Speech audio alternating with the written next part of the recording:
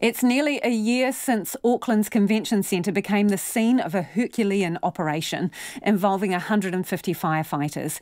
An intense fire burned for 3 days, bringing the city centre shuddering to a standstill and gutting the under-construction centre.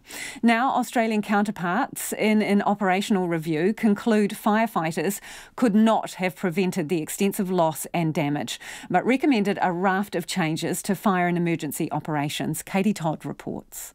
The blaze began when the flame of a worker's blowtorch accidentally snagged the inner cardboard tubing in a roll of roofing membrane. Strong winds fanned the flames in the roof. More than 20 fire trucks rushed from all over the city and some as far as Hamilton. Flames and black smoke are still billowing out from the roof of the convention centre. 8 million litres of possibly contaminated water has flooded the basement car park. Now those moments have been revisited in a report assessing fire and emergencies response. Australia's Fire and Emergency Council says the blaze was on a scale rarely experienced in this country and praises how firefighters rose to the challenge. Fire and Emergency National Commander Kerry Gregory is also proud of that, though he's aware there's room for improvement in the way the organisation prepares for large-scale events. We commissioned the report because we want to learn from these type of incidents, and it was a really highly challenging incident that was obviously quite complex. But what I really was pleased about is that it really felt that our people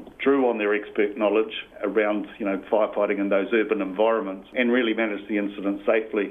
But there was a couple of key points that I took out of it. It had areas where we need to reinforce some of our training. The report notes people were placed in command centres without the specific training they needed and suggests a larger command centre should have been set up off-site. It raises concerns about 24-hour shifts worked by some firefighters, including aerial operators who worked on snorkels until they could no longer operate safely. Greyland Station Officer Martin Campbell, who's the Auckland local secretary of the Professional Firefighters Union, agrees rostering was a problem. We had the commanders doing 6-hour rotations and firefighters doing either a 10-hour or a 14-hour rotation. And it created a little bit of confusion as to sometimes there'd be multiple commanders would be in charge of the firefighters during their shifts. So that would create some confusion as to who firefighters were actually reporting to sometimes. And it'd also be a little bit of animosity there because the firefighters could see that the commanders were being rotated every 6 hours and being refreshed every 6 hours. The report makes 11 recommendations, suggesting fire and emergency reviews how it manages high-risk buildings and sets up command units. It recommends training more aerial firefighters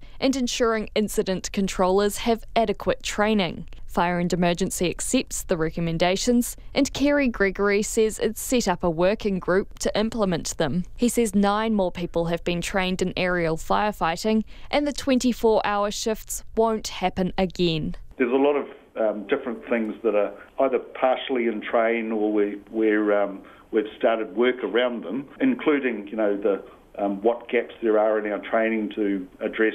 In a statement, the General Manager of the company building the convention centre, Fletcher Construction, welcomed the findings and expressed gratitude for sustained efforts to fight the fire. Gary Walker says the construction industry is determined to learn from the fire and this review will help. For Checkpoint, Katie Todd, TNA.